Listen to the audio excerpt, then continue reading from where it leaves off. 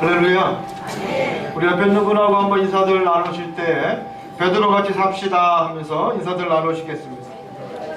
베드로와 같이 삽시다 하면서 인사들 나누시겠습니다.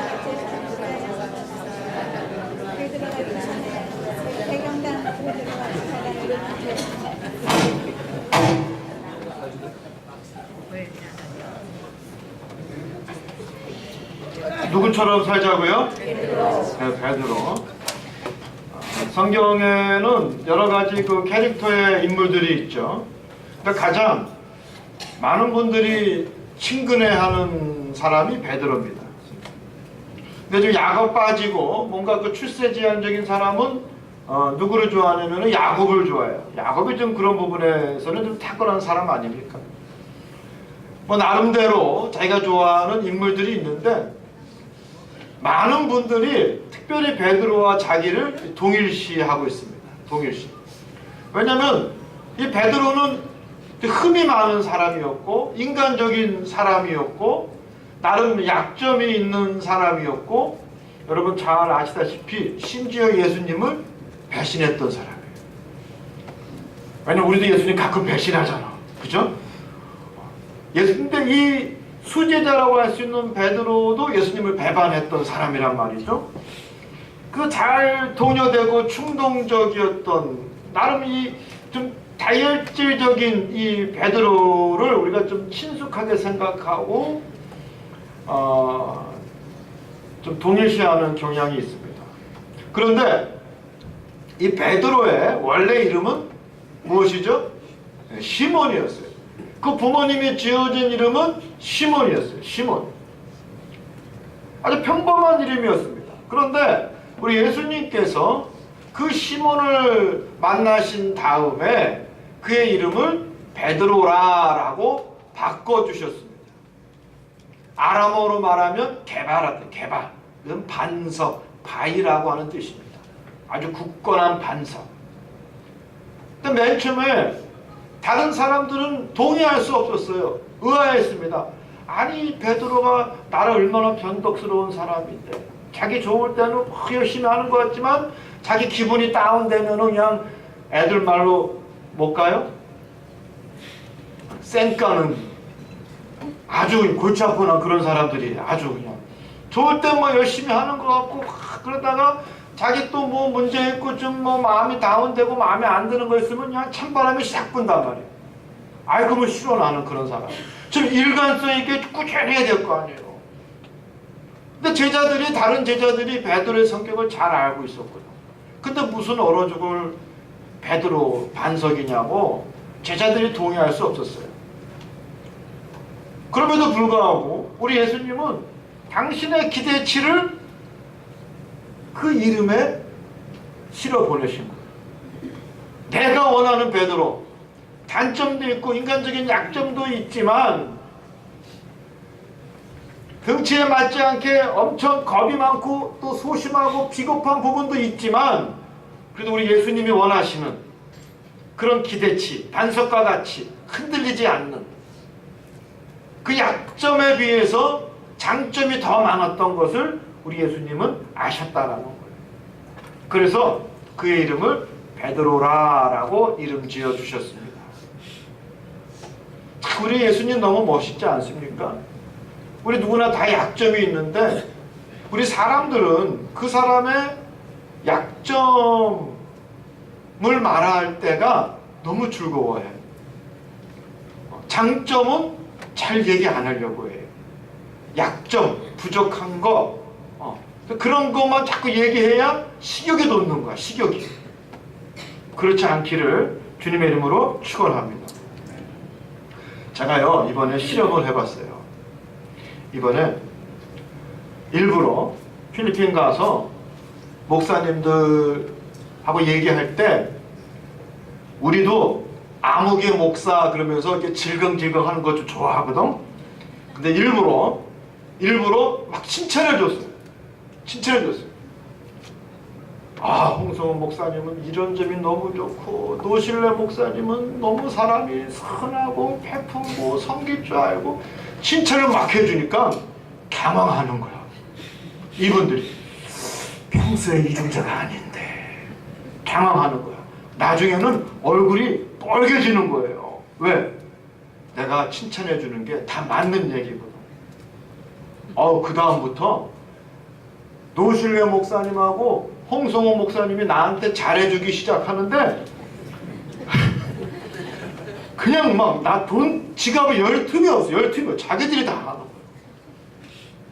여러분도 남의 장점을요 습관적으로 말씀해 주세요. 그러면 듣는 사람이 얼마나 기분 좋은지 몰라요. 정말 기분 좋아요. 정말 기분 좋아요. 그런데 우리는 그러면은 식욕이 안 난다라고 생각해. 누굴 좀 질겅질겅 뭐 그렇게 해줘야 이거 살만 난다고 생각하는데 그건 마귀가 주는 유혹입니다. 그리고 예수님이 얼마나 멋있는 분이에요. 우리 예수님은 베드로의 약점도 아셨지만 당신의 그 베드로의 장점을 너무나 잘 알고 계셨기 때문에 당신의 1등가는 제자로 수제자로 충분히 사역을 하고 리더십이 있다는 것을 믿었기 때문에 우리 예수님께서는 베드로라라고 이름 주셨습니다. 그런데 우리가 성경을 좀 자세하게 분석하면서 세밀하게 읽어보면요, 우리 예수님께서 이 시몬 베드로를 구분해서 부르셨다는 거예요.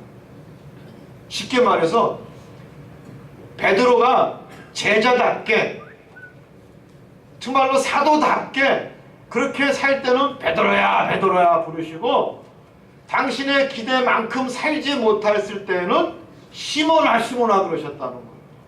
놀랍지 않습니까? 정말로 주님의 뜻에 맞게 살면은 야 베드로야 이 반석과 같은데 제자야 라고 말씀하셨지만 예수님 마음에 안 드셨을 때는 뭐라고 부르셨어요? 우리 옛날에 이름 뭐라 그래? 야 개똥아 그러잖아. 그 시몬의 뜻이 개똥이야. 야 개똥아 개똥아 그러셨단 말이에요. 누가? 예수님. 예수님께서 겟세마네에서 밤이 새도록 기도하셨단 말이죠. 땀방울이 빗방울이 되도록 열심히 기도하셨어요. 십자가가 너무 두렵고 힘들고 정말로 감당하기 어려웠기 때문에 예수님께서는 정말로 밤새도록 기도하셨어요. 그러고 나서 제자들에게 와서 보시니까 시몬 베드로는 코를 고고 자고 있었어요. 그래서 예수님께서 뭐라고 말씀하십니까? 시몬아 자느냐? 네가 1시간도 나와 함께 깨울 수 없더냐 그랬어요.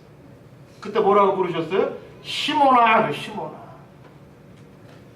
그리고 예수님께서 말씀을 마치시고 베드로의 배를 타셔서 깊은 곳에 그물을 던져라 라고 말씀하셨는데 베드로가 Yes sir, 아멘, 내가 그리 하겠습니다 라고 했어야 되는데 베드로는요 의심을 했어요. 내가 전문가인데 내가 어부인데 아무리 예수님이라 할지라도 내가 밤새껏 고기를 잡으려고 해도 한 마리도 잡지 못했는데 왜 그런 날이 있잖아요. 근데 당신이 깊은 곳에 던지라고 해서 이 고기가 잡히겠습니까? 라는 마음이 베드로에게 있었어요 없었어요? 있었어요.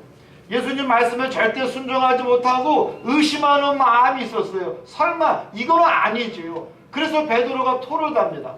뭐라고 토를 답니까? 내가 밤새도록 그물을 던졌지만 한 마리도 잡지 못했지만 주님의 말씀에 의지하여 내가 던지겠나이다. 그때 예수님께서 뭐라고 얘기하셨냐면은 시몬아 그랬어요. 왜 개똥아 그런 거예요. 지금 네가 나를 믿지 않고 있는 거야. 또 예수님이 언제 그 말씀을 하셨냐면은 부활하신 후에 역시 야가 빠지고 이 겁 많고 소심하고 또 나름 욕심쟁이였던 베드로와 그 제자들이 도망쳤단 말이에요. 어디로 도망쳤어요? 자기 고향 땅 갈릴리 바다로 도망쳤어요. 그리고 자기들끼리 이제 예수님도 없으니까 아이고 어떻게든지 먹고 살아야겠구나 하고 열심히 고기를 잡는 그 현장에 우리 예수님께서 오셨어요. 그들을 불러 모으셔서 조반 함께 드시면서 우리 예수님께서 베드로에게 뭐라고 말씀하셨느냐? 시몬아 네가 나를 사랑하느냐? 뭐예요? 개똥아 네가 나를 사랑하느냐? 넌 내가 원하는 대로 왜 살지 못하느냐? 그 말씀이거든요. 시몬아 그런 거는 내 기대처럼 왜 네가 살지 못하느냐? 그 말씀이에요. 그 말씀입니다. 또 성경을 우리가 자세히 읽어보면은 예수님께서 흡족해 하실 때는 베드로라 라고 부르셨고 예수님이 기분 나쁘시면 뭐라고 부르셨어요? 개똥아 하고 부르셨고 베드로로 사시는 여러분이 되기를 주님의 이름으로 축원합니다. 그런데 문제는 우리 인간이 무슨 공장에서 찍어내는 것처럼 예수 믿었다고 해가지고 하루아침에 변하는 것은 감사하지만 절대 아니라는 거예요. 여러분, 안도가 되죠. 베드로도 마찬가지였습니다.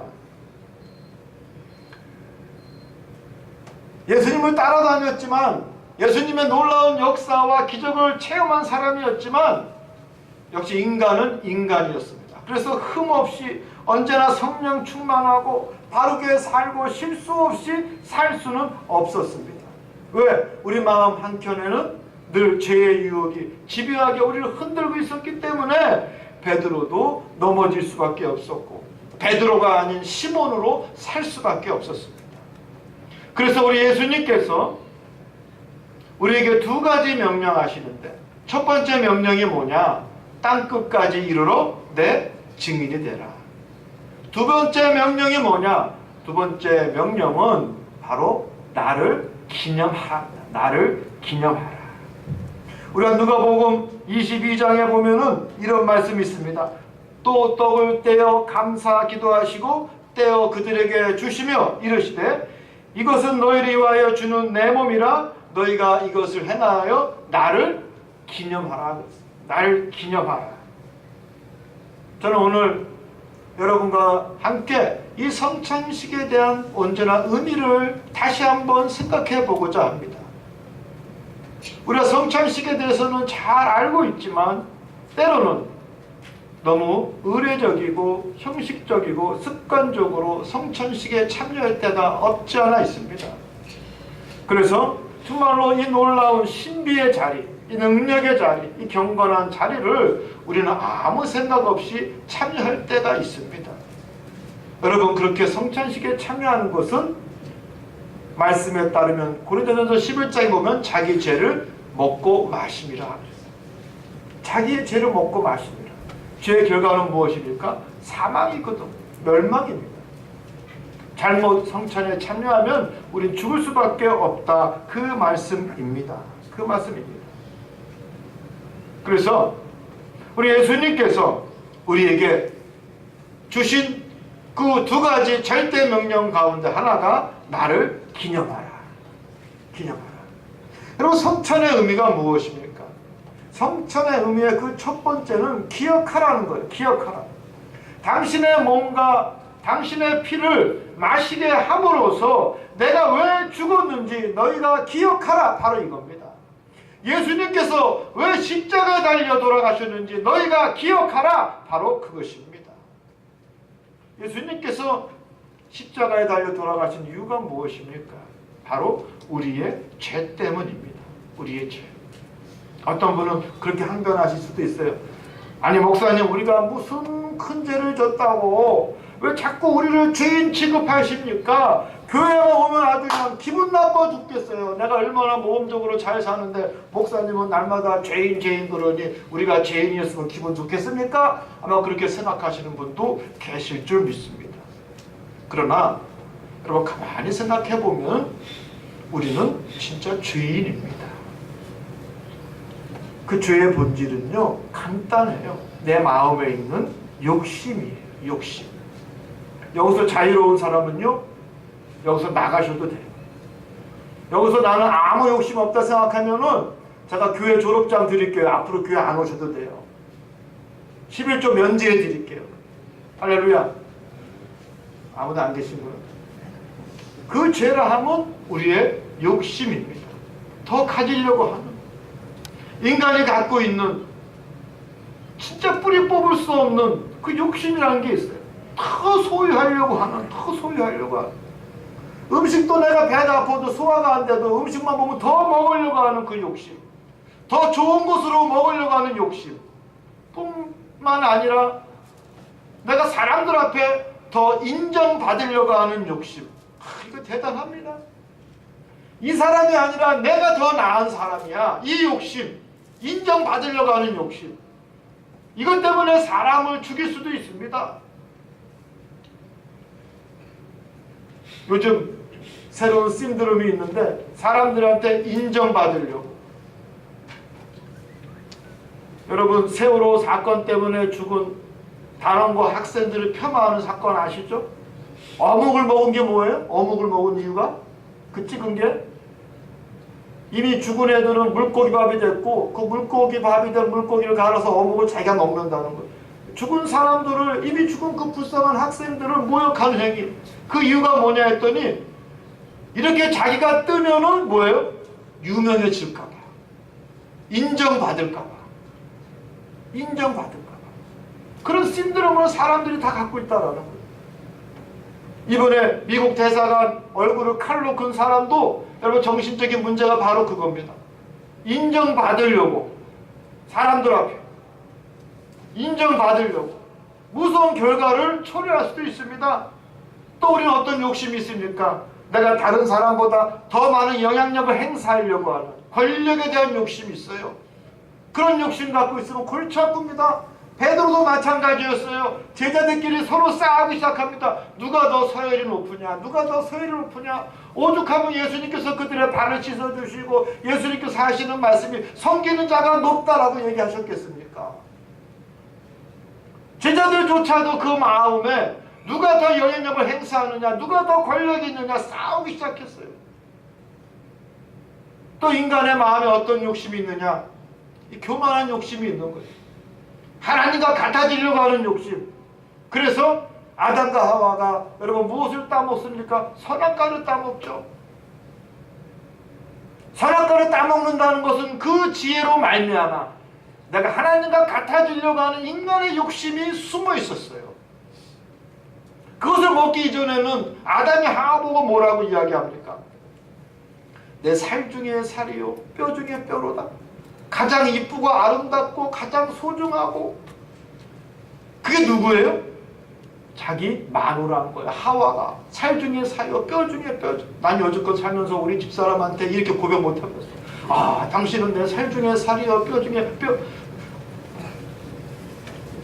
못 해봤어. 아담이 그 선악과를 따먹고 난 이후에 그 욕심, 하나님과 같아지려고 하는 그 욕심 때문에 그 선악과를 따먹고 난 이후에 어떻게 돌변합니까?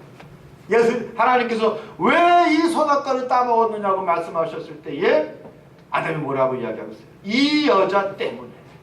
이 여자 때문에. 여러분 이게 이 욕심의 결과입니다.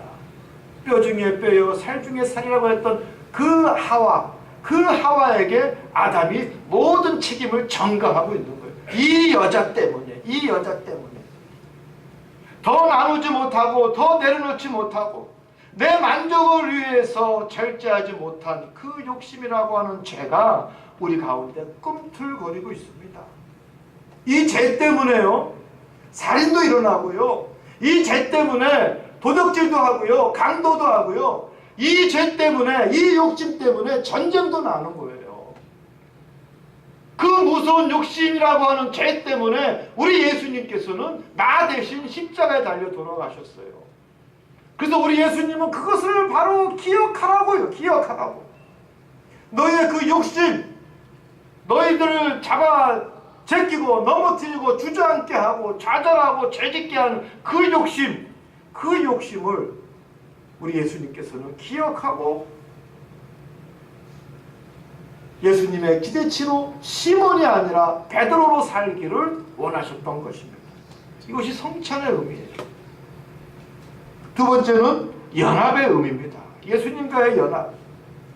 내가 세상에 살면서 주님을 망각하고 과거의 습관, 세상적 습관과 그 상식을 갖고 살았던, 그래서 주님과 분리될 수밖에 없었던 내가 이 성찬식을 통해서 다시 주님과 연합하는 그 놀라운 신비의 시간이 바로 성찬식입니다.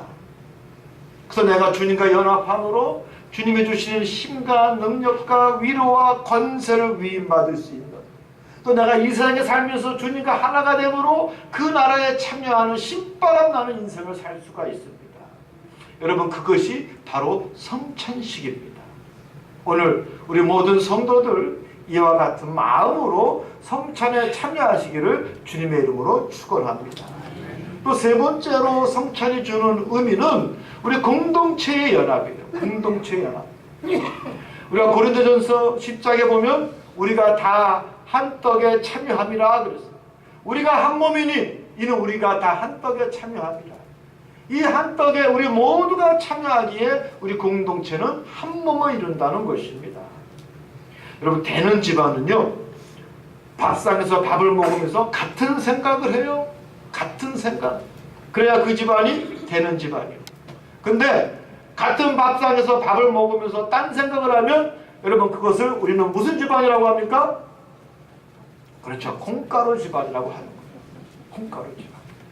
여러분, 성찬의 세 번째 의미는 바로 이 우리의 교회가 하나 되는 연합됨을 체험하는 놀라운 시간이라는 것을 이 시간 깨닫는 여러분이 되시기를 주님의 이름으로 축원합니다. 그래서 이 시간 이 성찬을 먹음으로 우리의 연약하고 부끄럽고 또 우리의 욕심 때문에 진 죄를 고백하면서 회개하는 마음으로 이 성찬에 참여함으로 주님과 연합하고 시몬이 아닌 베드로로 살아갈 수 있는 힘을 얻기를 간절히 축원합니다. 그러면 마지막으로 우리가 어떻게 이 성찬에 참여해야 하느냐, 어떻게 성찬에 참여해야 되느냐. 오늘 본문 말씀도요, 귀신의 잔과 주님의 잔은 함께 먹을 수 없다고 그랬어요. 그죠? 그리고 고린도전서 11장에 보면 사람이 자기를 살피고 그 후에야 이 떡을 먹고 이 잔을 마실지니 라고 나오고 있습니다. 주의 몸을 분별하지 못하고 먹고 마시는 자는 자기 죄를 먹고 마시는 것이라 그랬어요. 자기 스스로를 깨닫고 내 문제가 무엇이고 하나님 앞에 고백해야 될 것이 무엇이고 내 교만함이 무엇이고 내 죄가 무엇이고 내 연약함이 무엇인지 깨닫고 하나님 앞에 정말로 고하고 회개하는 마음으로 참여하는 겁니다. 그렇지 아니하면은 자기 죄를 먹고 마심이라 그랬어요. 뭡니까? 자기 스스로를 뜯어 먹는다는 거예요. 사람으로 있을 수 없는 여러분 모습 아니겠습니까? 온전한 성찬을 위해서는 스스로를 분별하고 깨닫고 정말로 회개하는 마음으로 참여할 때에 여러분 이 성찬은 능력의 성찬이 될 줄 믿습니다. 우리 하나님께서 나를 받아주시고 용서하시고 당신께서 품어주시는 귀한 신비의 시간이 될 줄 믿습니다. 부디 사랑하는 우리 중앙교회 모든 성도 여러분, 오늘 이 성찬 때문에 여러분의 삶이 더욱더 신바람 나고 힘이 되고 또 능력이 되고 큰 믿음과 또 정결한 하나님의 자녀로서 살아가는 귀한 시간이 되기를 간절히 소망합니다. 또한 오늘 이 시간 우리가 참여하는 이 성찬 때문에 하나님이 주시는 놀라운 축복의 주인공이 되시기를 주님의 이름으로 축원합니다. 기도하겠습니다. 할렐루야. 하나님 아버지, 이 시간 모든 성도들 두렵고 떨리는 마음으로 이 성례에 참여하게 하시고 정말로 하나님 주님께서 왜 십자가에 달려 돌아가셨는지 기억할 수 있고 깨닫고 그거에 비추어 하나님의 기대대로 살지 못하는 나를 부끄러워하면서 고백하면서 주님 앞에 나올 수 있는 이 시간 되게 하셔서 새롭게 변화되는 모든 성도들 되게 하시고 언약의 주인공 되게 하시고 축복의 주인공 되게 하여 주시옵소서. 예수님의 이름으로 간절히 기도드리옵나이다. 아멘.